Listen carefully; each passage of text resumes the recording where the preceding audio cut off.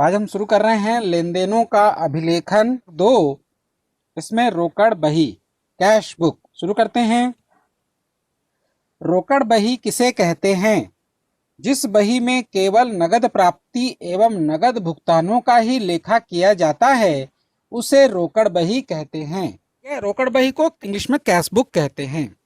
अब cash book 4 प्रकार के होते हैं। पहला होता है साधारण रोकड़ बही, फिर उसके बाद होता है द्विस्तंभी रोकड़ बही, फिर होता है त्रिस्तंभी रोकड़ बही और एक होता है लघु रोकड़ बही या पेटी कैश बुक। तो ये उसके प्रकार हैं।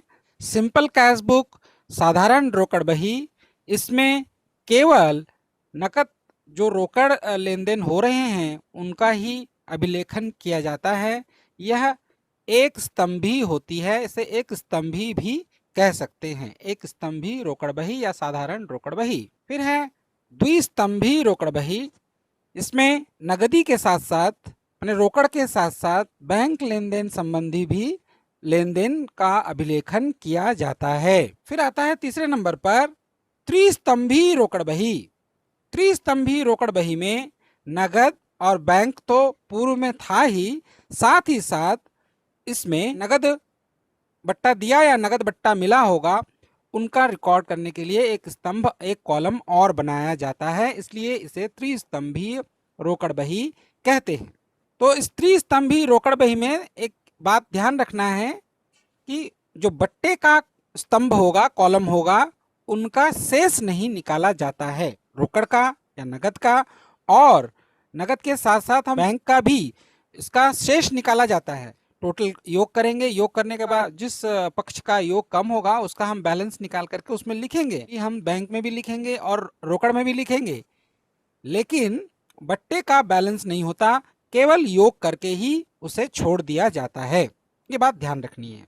और चौथा और अंतिम प्रकार रोकड़ बही का वह है पेटी कैश बुक, जिसे हम लघु रोकड़ बही या खुदरा रोकड़ बही भी कहते हैं। प्रतिदिन होने वाले जो छोटे छोटे खर्चे होते हैं, जैसे ढुलाई, डाक व्यय, स्वल्पा आहार, स्टेशनरी, इस तरह के जो छोटे छोटे व्यय होते हैं, उन व्ययों के लिए जो भी खर्च किए जाते हैं उसके लिए एक पेटी कैशियर होते हैं और उन्हें ही एक राशि जो है वो पहले से ही प्रदान कर दी जाती है, और उस राशि से जो छोटे छोटे खर्च किए जाते हैं और अंततः उनका जो खर्च का योग है वह मुख्य रोकड़ बही में हस्तांतरित इकट्ठे कर दिया जाता है, उसे ही हम कहेंगे पेटी कैश बुक। क्योंकि छोटे छोटे खर्चे यदि हम मुख्य रोकड़ बही में लिखें तो समय और श्रम दोनों का इसमें बर्बादी होगा, इसलिए यहाँ पर पेटी कैश बुक भी बनाया जाता है बड़े संस्थानों द्वारा।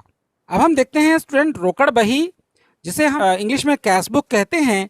कैश बुक में कैश से संबंधित जानकारी को ही लिखा जाता है। कैश बुक में हमें कहां से कितनी नगद प्राप्त हुई है और कहां पर कितनी नगद का भुगतान किया गया है यह लिखा जाता है। इसमें बैंक में जमा की गई राशि, निकाली गई राशि का भी लेखा किया जाता है।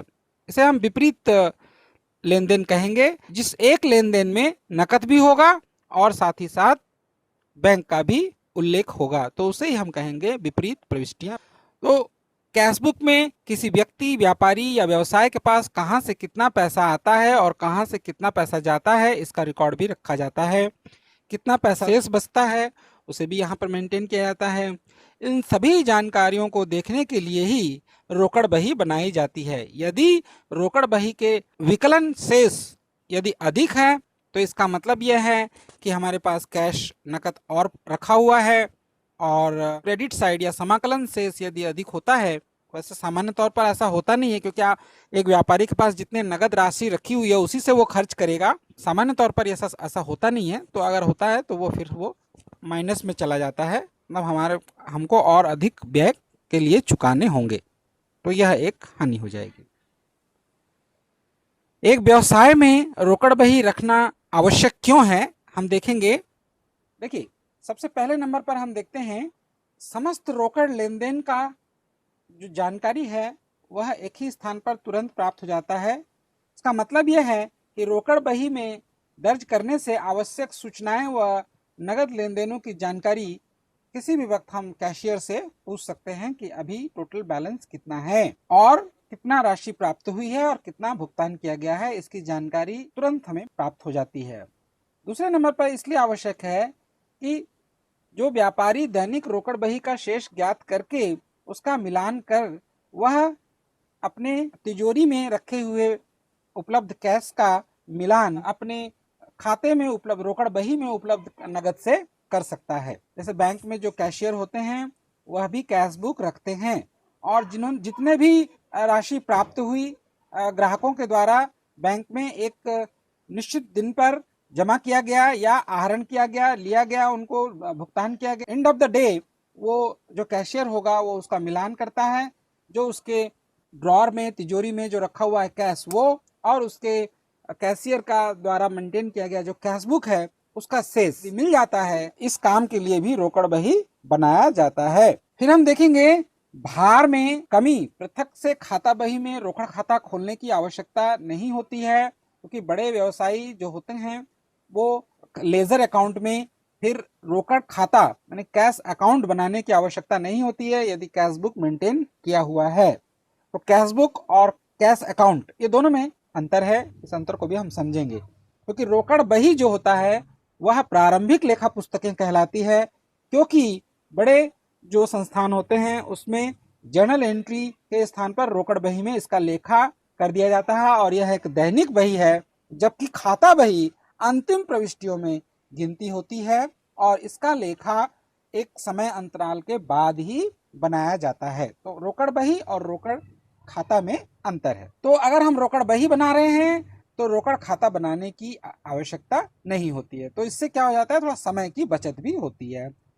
फिर हम देखेंगे किसी भी योजना को बनाने में सहायता उपलब्ध करता है रोकड़ शेष। अन्य जानकारी भी उपलब्ध हो सकती है उसमें और उसी आधार पर रोकड़ शेष यदि हमारे पास पर्याप्त उपलब्ध है तो उसी शेष का प्रयोग व्यापार के विस्तार के लिए या कोई और परियोजना स्टार्ट करने के लिए प्रयोग कर सकते हैं। यदि हमारे पास रोकड़ ही नहीं है तो फिर परियोजना कैसे स्टार्ट करेंगे, या किसी भी प्रकार का कोई भी तकनीक अद्यतन करना है या किसी भी प्रकार का थोड़ा सा आधुनिकीकरण कार्य करना है तो उसके लिए खर्च होना ही स्वाभाविक है। तो रोकड़ शेष से ये पता चल जाता है कि हमें कितना हम मेंटेनेंस कर सकते हैं, कितना हम आधुनिकीकरण या कोई नया तकनीक, कोई कंप्यूटर वगैरह लगा सकते हैं। तो ये भी जानकारी हमें सहायता प्रदान करती है। फिर हम देखेंगे रोकड़ बही बनाने की आवश्यकता में शेष का पता लगाना। 3 खाने वाली जब त्रिस्तंभी रोकड़ बही हम बनाते हैं तो बैंक खाता भी उसमें होता है और आप अपने रोकड़ बही के बैंक स्तंभ के शेष का अपने पासबुक के शेष से मिलान कर सकते हैं। यदि उसमें त्रुटि होती है तभी तो हम बैंक समाधान बनाते हैं बैंक की स्टेटमेंट की सहायता से। तो इस काम में भी आपको रोकड़ बही आवश्यक है। तो ये हो गए आवश्यकताएं कि रोकड़ बही क्यों बनाया जाता है, उसके कारण क्या है। फिर हम देखते हैं कुछ लाभ हैं रोकड़ बही का बनाने में व्यापार के लिए। उन लाभों को भी हम देख लेते हैं। सबसे पहले हम देखेंगे यदि व्यापार में रोकड़ बही रखी जाती है तो पृथक से रोकड़ खाता बनाने की आवश्यकता या बैंक खाता बनाने की आवश्यकता नहीं है। रोकड़ बही इन दोनों का कार्य कर देता है, तो इससे समय और श्रम की बचत होती है। रोकड़ बही रखने से खाता बही में भार में तो कमी आता ही है क्योंकि अधिकांश लेन देन जो होते हैं नकद या चेक से होते हैं तो वो सीधे रोकड़ बही में दर्ज हो जाते हैं। मैंने आपको पहले बताया, आपको ध्यान रखना है कि रोकड़ बही प्रारंभिक लेखा पुस्तकों में गिना जाता है और यह एक दैनिक बही है, प्रतिदिन इसे लिखा जाता है। तो रोकड़ बही में प्रतिदिन रोकड़ शेष और बैंक शेष की जानकारी प्राप्त हो जाती है क्योंकि यह एक दैनिक बही है। अगर जिस दिन भी इसे लिखा जाएगा कोई भी व्यय या कोई भी आए तो उसका शेष उसी दिन निकाला जाएगा, उसको अगले दिन के लिए टाला नहीं जाएगा। तो रोकड़ बही में प्रतिदिन रोकड़ शेष व बैंक शेष की जानकारी प्राप्त की जा सकती है, यह एक दैनिक बही है।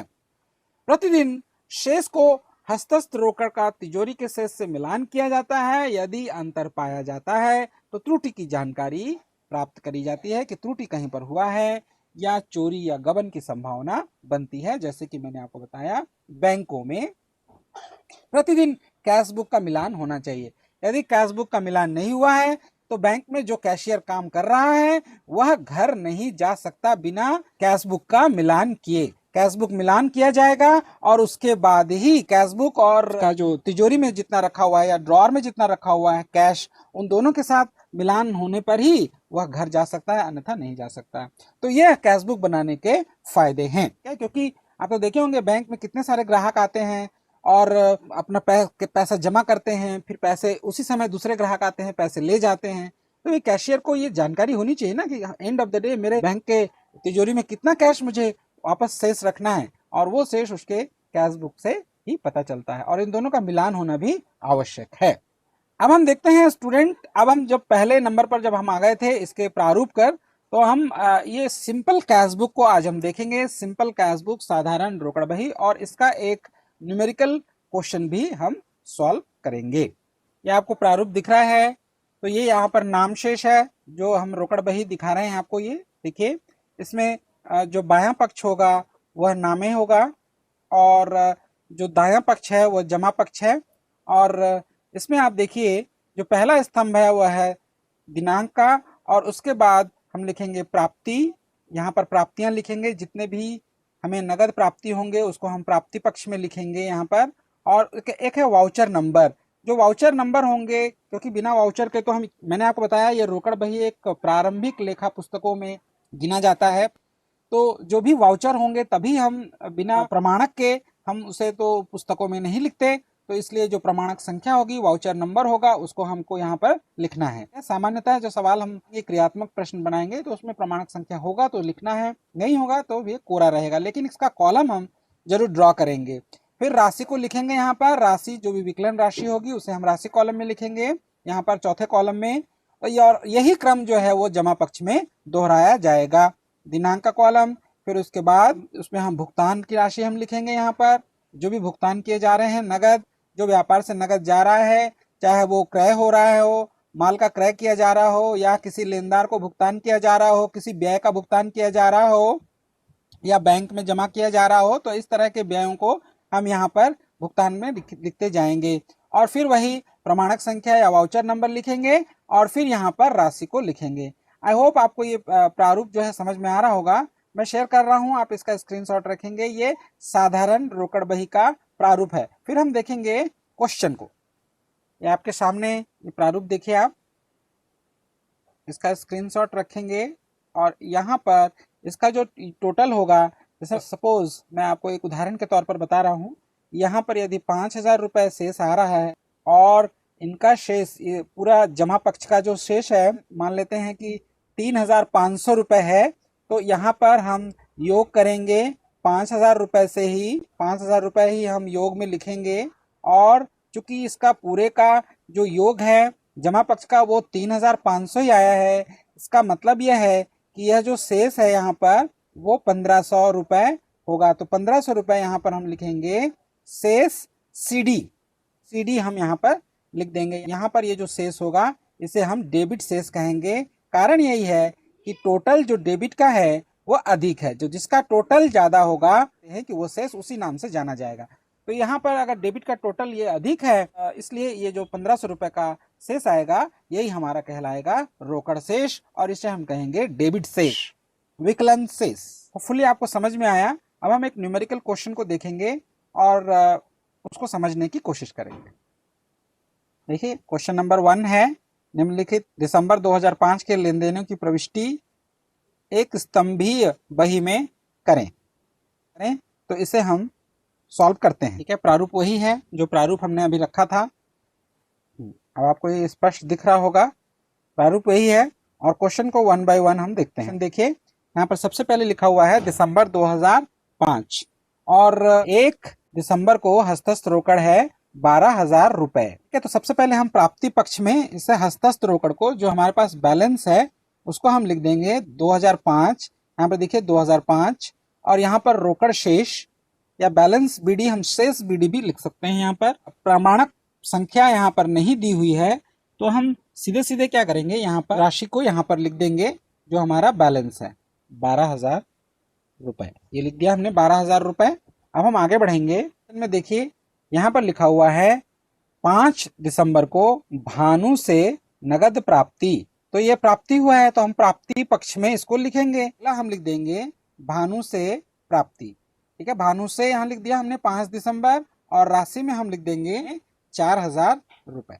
अब हम आगे बढ़ते हैं, और कहाँ प्राप्ति है, तो हम दिखेंगे 7 तारीख को ये भुगतान हुआ है, इसे हम अभी नहीं लिखेंगे भुगतान, पहले हम प्राप्ति पक्ष को सारे लिख लेते हैं। तो हम हाईलाइट कर ले रहे हैं, किराए का भुगतान 2000 रुपए ये भुगतान हुआ है, इसको हम भुगतान पक्ष में लिखेंगे। फिर 10 दिसंबर को लिखा हुआ है मुरारी से नगद माल खरीदा, यहाँ पर हम सीधे क्रय खाता को इसको लिखेंगे, लेकिन अब ये भी भुगतान हुआ है। अब 15 दिसंबर को हम देखेंगे, लिखा हुआ है माल की नगद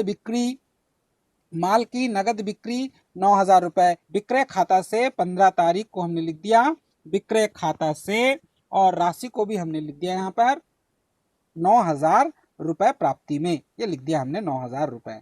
अब हम आगे बढ़ते हैं भुगतान की तरफ। अब यहाँ देखिए क्या लिखा हुआ है, लेखन सामग्री खरीदी, ये भुगतान है, तो भुगतान पक्ष में हम इसको लिखेंगे।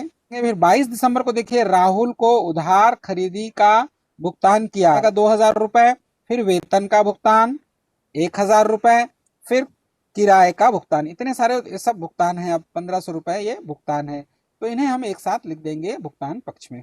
तो ये सारे हमने देखिए सब हाईलाइट हो गए हैं। अब भुगतान का 1 बाय 1 लिखते हैं। तो सबसे पहले 7 दिसंबर को किराए का भुगतान 2000 रुपए, तो यहाँ पर हम 7 दिसंबर को लिखेंगे राशि कॉलम में किराए का भुगतान, यहाँ पर राशि लिख दिया 2000 रुपए। ओके, फिर हमें लिखना है नगद माल खरीदा 6000 रुपए, मुरारी लिखा हुआ है, तो अगर हम नगद माल खरीदे हैं तो उससे कोई फर्क नहीं पड़ता कि हम मुरारी से खरीदे हैं या कृष्ण से खरीदे हैं, उससे कोई मतलब नहीं है। तो यहाँ पर हम लिख देंगे क्रय खाता को 6000 रुपए। फिर उसके बाद हम देखेंगे स्टेशनरी की खरीदी हुई है, यहाँ पर देखिए लेखन सामग्री 300 रुपए का खरीदी हुआ है, तो हम इसे लिख देंगे 300 रुपए स्टेशनरी खाता को दिसंबर 18 तारीख को। फिर हम अगला अगर हम ट्रांजैक्शन देखें तो यहाँ पर लिखा हुआ है राहुल को भुगतान 2000 रुपए, तो हम यहाँ लिख देंगे राहुल को 2000 रुपए। फिर अगला ट्रांजैक्शन अगर हम देखें, यहाँ पर लिखा हुआ है वेतन का भुगतान 1000 रुपए, तो यहाँ पर हम वेतन खाता वो लिख देंगे और 1000 रुपए लिख दिया। अब टोटल अगर हम देखें अंत में, तो किराए का भुगतान लिखा हुआ है 500 रुपए, तो किराए का भुगतान भी हम कर दिए हैं यहाँ पर 500 रुपए। तो वेतन और किराया एक साथ था वो, तो यह हमने लिख दिया 500 रुपए। अब योग करने की बारी आती है, तो हम यहाँ पर योग करेंगे। सबसे पहले हम डेबिट का जितने भी राशियां हैं उसको अगर योग देखें तो इसका पूरा का योग हो रहा है 25,000 रुपए, जबकि हम जमा पक्ष का यदि योग देखते हैं तो यह है 11,800 रुपए। तो इसका मतलब ये डेबिट शेष ही होगा, तो हम सबसे पहले यहाँ 25,000 रुपए लिख लेंगे जो हमारे विकलन शेष का योग है। क्या 25,000 रुपए हमने यहाँ लिख लिया। अब देखिए यहाँ पर मैंने एक्सप्लेन किया है, देखेंगे आप, ये 25,000 रुपए और 11,000 रुपए, तो हम क्या कर रहे हैं 25,000 रुपए में से 11,800 रुपए को माइनस कर रहे हैं। ठीक है, तो यहाँ पर हम इसको क्या कर रहे हैं, माइनस कर रहे हैं। तो 25,000 में 11,800 रुपए जो क्रेडिट शेष का योग है उसको माइनस करने पर 13,200 रुपए शेष आ रहा है। तो सबसे पहले हम यहाँ पर इसका योग लगा लेते हैं, इधर भी 25,000 रुपए लिख लेंगे और उसके बाद उसके जो माइनस किया है कैलकुलेशन उसको हम यहाँ पर लिख देंगे 13,200 रुपए। तो 13,200 रुपए जो शेष है यह शेष कहलाएगा विकलन शेष, डेबिट शेष, क्योंकि डेबिट का योग 25,000 रुपए अधिक है और इस तरफ का क्रेडिट का शेष केवल 11,800 ही था, इसलिए वो कम था। तो यहाँ लिख दिया हमने 13,200 और दोनों का योग कर दिया हमने 25,000 रुपए। तो ये जो क्वेश्चन है ये हुआ पूरा। अब मैं इसको आपको शेयर करता हूं और ये जो है नीचे यहाँ पर ये कैलकुलेशन है, ये पूरा क्वेश्चन आपको स्पष्ट होगा। हमने प्राप्तियां लिख दिया यहाँ पर डेबिट तरफ में और क्रेडिट तरफ हमने सारे भुगतान लिख दिए, योग लगाया, डेबिट का योग ज्यादा आया 25,000 रुपए, क्रेडिट का योग 11,800 आया, हमने माइनस कर दिया और उसके शेष को हमने रोकड़ शेष यहाँ लिख दिया 13,200 रुपए। 13,200 रुपए ही हमारा उत्तर है। मैं शेयर कर रहा हूँ, इसका स्क्रीनशॉट रखेंगे। राइट, ये एक स्तंभी या साधारण रोकड़ बही, हम यहाँ ऊपर साधारण रोकड़ बही भी लिख सकते हैं। इन क्वेश्चन में जैसा दिया होगा वैसा करेंगे। यहाँ पर एक स्तंभी लिखा है, इसलिए देखिए यहाँ पर एक स्तंभी रोकड़ बही लिखा है, तो हमने यहाँ पर एक स्तंभी रोकड़ बही बनाया। अब सेम टू सेम यहाँ पर देखेंगे अगला जो क्वेश्चन है, ये पहला नंबर क्वेश्चन जिसको हमने सॉल्व किया। 13,200 देखिए आंसर भी दिया हुआ है हस्तस्थ रोकड़ और ये मैच कर रहा है।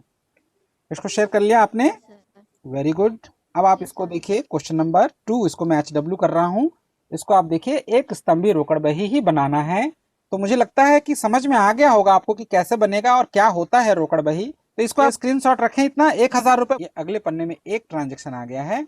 31 नवंबर को वेतन का भुगतान 1,000 रुपए, आप देख पा रहे होंगे यहाँ 1,000 रुपए। इसको भी आप नोट करेंगे। ओके।